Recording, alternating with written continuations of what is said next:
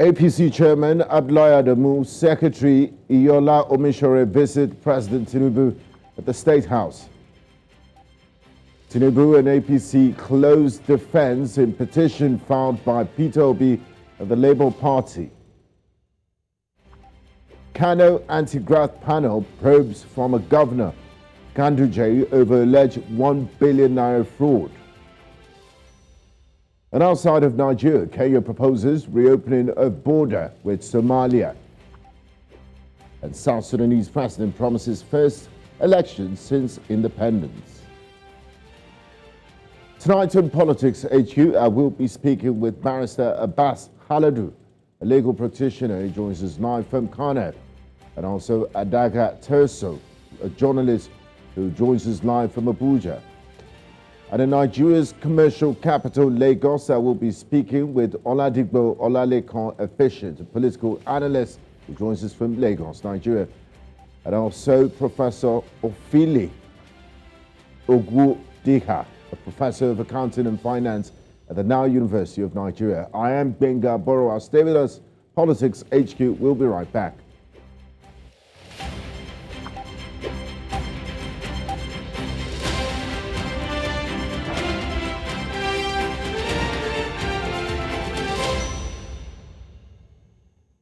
Nearly 5 years ago, former Kano State Governor Abdullahi Ganduje was the subject of a video which circulated around the country.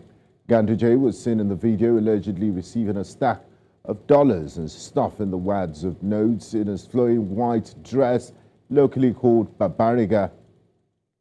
The video at the time got Nigerians talking, but the noise went hush almost as soon as it began. There is, however, a twist in the case as reinstated chairman of the Kano State Public Complaints and Anti-Corruption Commission, Muhuyi Magaji, has vowed to revisit the case, citing immunity as the reason why the former governor wasn't prosecuted while in office. The new state government, led by Abba Yusuf, seems determined to reopen the case against his predecessor. Interesting days ahead in Kano as we focus on this development tonight on Politics HQ. Now, joining me tonight on the program to unpack all of this, I have Abbas Haladu, a legal practitioner, joining from Kano. One welcome to you, Barrister Haladu, and thanks for joining me on the program. Thank you very much. Now, get straight into the action. During Dr. Ganduje's tenure as governor, the online publication Daily Nigerian released videos allegedly showing him collecting bribes from contractors amounting to $5 million. However, Ganduje has consistently denied the allegations, claiming that the videos were doctored to tarnish his reputation. News reaching us today also said that the results of a forensic audit has come out, and they said that video is authentic. Now, do you support a reopening of this case, and why is it important? Like I said once again, my name is Abbas Haladu. Now, my viewpoint on either opening or reopening this investigation is out of the way for now. The commission, through its chairman, has been making public statements that he feels he can't reopen this case. Well, legally speaking, I think the law creating the commission has empowered it to carry out certain investigations regarding certain issues. However, such law, too, in section 16 thereof, has provided certain limitations regarding how those investigations will be conducted. One of which is that where a matter is before a competent court of law, the commission shall not go into any investigation regarding that. And then one other limitation too, once there is an investigation that relates to a crime, they say even if they investigate it, the law says even if the commission investigates, it shall refer the matter to the State Attorney General, who shall take over from there to see what to do. Yes, I would admit there are some legal-minded persons or legal practitioners in the commission. But however, when reopening this investigation at this time, I believe the commission should or must have conducted a thorough investigation before it feels it can reopen this case for now. But if at all that there is a court case going on in respect of this issue, I will advise the commission to tarry for a while to wait for the outcome of the case, because the law creating the commission authorizes whether it's a matter before the National State Assembly or before the executive arm or before a court of law, or a matter involves a member of the armed forces or the police. The commission should not investigate such a matter. So that's my talking point now. If there is the court case for now, I am not in support of the commission going into investigating this matter for now, because they might be guilty of contempt of court. Like we know, they are a creation of law, and the courts are the creation of the Constitution. The Constitution supersedes the law creating the commission. So the commission itself is abiding by the Constitution. By Section 6 of the 1999 Constitution, it creates courts and judicial functions, judicial powers vested in the court, and they are allowed to exercise such functions. So if there is a case in the court, the commission should not go into the investigation this matter for now. Thank you. Now, if I hear you correctly, Barrister Haladu, you say that the commission, the Kano State Anti-Corruption Commission, the establishment of it is subject of litigation. So as a result of that, it doesn't have the powers to reopen an investigation because it will make it sub judice based on a status. Did I get that clearly? Yes. Okay. Now, building on that, with the formal launch of investigations against the former governor, Abdullahi Ganduje in Kano State, what are the potential implications for the state's political landscape and the fight against corruption? What is the best way to approach this case? Well, for me, looking at the trend and the fight for fighting corruption, yes, the commission, either on its own initiative or upon a complaint by an individual, can go into investigating an issue relating to an individual or the conduct of civil servants in the state. However, those power to do such must be carried out within the confines of the law. Now, politics aside, law aside. Now, in politics, the commission is not expected by the law creating it to be under the supervision or control of anybody. By the law setting up that commission, the commission, as I can say, is independent of anybody and it's not under the direction and control of anybody. So I would presume that in the first instance of all, the chairman, he's a lawyer, even though politics might have brought him at the issue at the initial stage, politics shouldn't be in control of how the commission carry out its investigation or activities. Because the moment politics is involved, it erodes the independence of the commission and it goes and affects the power to objectively investigate any matter or fight corruption objectively. Once politics come in, there might be some subjective views, subjective consideration that somebody will now have to do, to the extent that some might be viewing the political inclination as a kind of a vendetta in this issue. Because, like I know, the chairman himself was reinstated by virtue of the judgment of the court. The previous government of Dr. Abdullahi Ganduje appointed him and at the point suspended him. So they went to court and then the case might sit there at the Court of Appeal or at the Supreme Court or somewhere there. So it's coming back and then we are having this issue. So I believe they should carry a while, be very careful in how they handle this issue so that the commission to be objectively carrying out their work without interference or without trying to pay back somebody in one way or the other. So I believe the fight for corruption, fight for objectivity, independence of the commission should be conducted within the confines of the law. Thank you, sir. Okay, now, Barrister Haladu, there's been insinuations in some quarters that, all of this is political. It's almost like a revenge mission from the Kwankwasia camp to get at the former governor. We've seen the spate of demolitions in Kano metropolis that has happened under this new dispensation, but was only stopped by a court injunction. What do you make of this? Do you think there are political angles to what we're witnessing at the moment?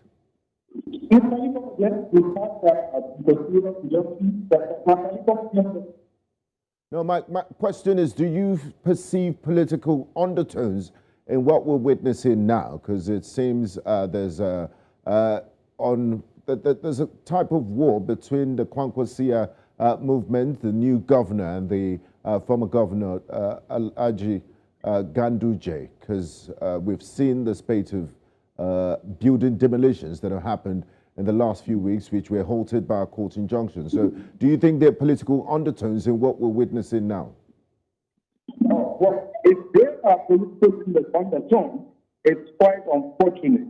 It's quite unfortunate that the commission may be acting or is acting or by being swayed by any of the political undertones. But I believe, I'm sure, the commission shouldn't be dictated by the political undertone. However, you can't rule out political undertone. The former governor himself, the present governor himself, at least they once belonged to the same camp of the Kwankwasia. But for one reason or the other, they parted ways. Yes, the former government and the present government might be seen to be doing some things politically. I mean, but then the commission, as an independent commission, shouldn't put its hand in a political fight. Because at the end of the day, if its hand is tempted to change with the politics, it won't be seen to have objectively carried out its investigation into this matter. It won't be seen to be doing it objectively once there are political involvement in this issue. So, at all material terms, try to dissect the political angle today. Thank you. I mean, as an institution of government, they should be neutral and apolitical. Now, what we witnessed this evening, news coming out says the Anti-Corruption Commission of Kano State conducted a forensic exercise and said that, that video was not doctored. Can you provide insights into the legal and political consequences that former Governor Ganduje might face if the allegations of bribery in the videos are proven true? Because what the Kano State Anti-Corruption Commission has established is that, that video is not fake, it is real. So what are the implications of this? Well, to be honest with you, I was surprised to hear this angle by the commission. I suppose there should be discreet investigation. Keep your cards to yourself. Conduct whatever investigation. Gather your evidence. Gather your witnesses. Then you confront the person or persons that have one thing or two to say. Not subjecting it to the public view. We call it public trial, media trial. And as long as court of law will prefer the detective media trial where you subject an individual who is truly protected by the Constitution of the Federal Republic of Nigeria in section 36 of 5 that is presumed innocent, and then when you subject him to public ridicule, if at the end of the day is that clear, how do you now make up with that rough images, lots of faces, lots of names that you motive is names, is faces and stuff. So this media trial by whatever position or agency of government should be detected as all angles. Let any authority or agency or commission carry out its investigation discreetly, gather enough evidence, gather enough facts, gather enough material. They don't have prosecutorial power. They find matters to the general, go through the court of law. Then the court of law has they establish that this person has an infraction, then go through the processes of appeal, exhaust all these things, then before somebody can be said, this person is this. Two, now the commission at this level to say the video, if at all, in court it says the video is real, well, that is the one side. Now, the other person have a right to confront the video, the makers of the videos, who says it's real or it's not real, so that one or two persons can be put to that person, for that person to say, yes, this is real, what tests did this thing follow, what machineries were used to say, arrive at this conclusion that this thing is real or this thing is not real.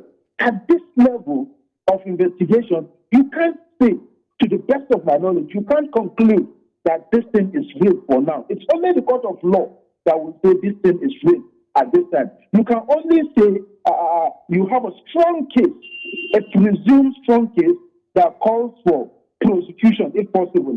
But at this time, you can't say this person have did this or have not. It's all allegation at this level. And that person has to be confronted with it. The person has to respond to it.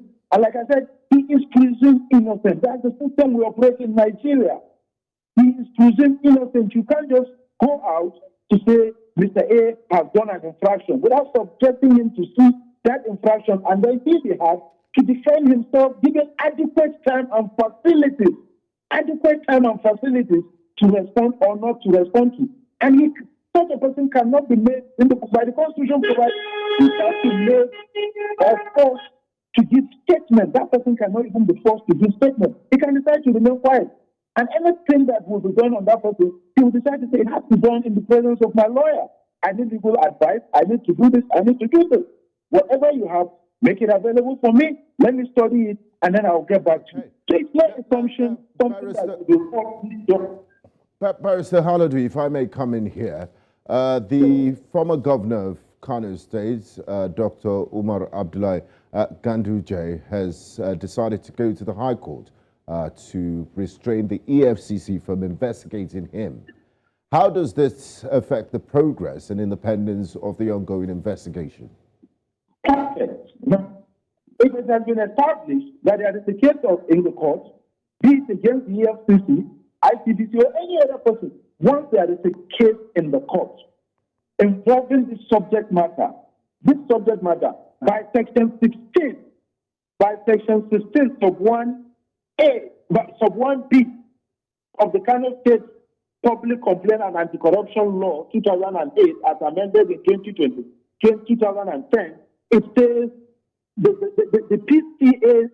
PCACC shall not investigate, shall not go into that matter. By section 16 sub 1B, once the matter is in the court of law, and that subject matter, so the commission is precluded from going into that. So once it's established that there is that case, it might be with the USCC, in respect of that subject matter, even if the commission name Kano State Public Complaint were not mentioned, once it's in respect of that subject matter, they are precluded from going in because the matter has become subjudiced or subjudiced. Thank you. Talking about this matter, how important is the collaboration between the Kano State Anti-Graft Commission and the EFCC in ensuring a comprehensive and a fair investigation into this case of alleged corruption? It's very important to have collaboration with the Kano State, with the EFCC, with any other agency, so that even if not on this case, so that we will have a kind of a fair, balanced, objective investigation conduct, how things are done, cross-fertilization of ideas, so that you have a fair and credible system. Because no matter how they might be out to try to do something, once it's tainted either with politics or with bias or with anything, that process will not be said or will not be seen to be bias-free. So the collaboration is very important across all the inter-agencies, including the police, the DSS, and all relevant agencies we have in Nigeria. It's very important in the quest for fight against corruption in Nigeria, not only in Kano State. Thank you. Thank you very much for your time and insights, Barrister Abbas Haladu, legal practitioner, joining us from Kano on this very important discussion. We look forward to future engagements. Thank you. You're welcome.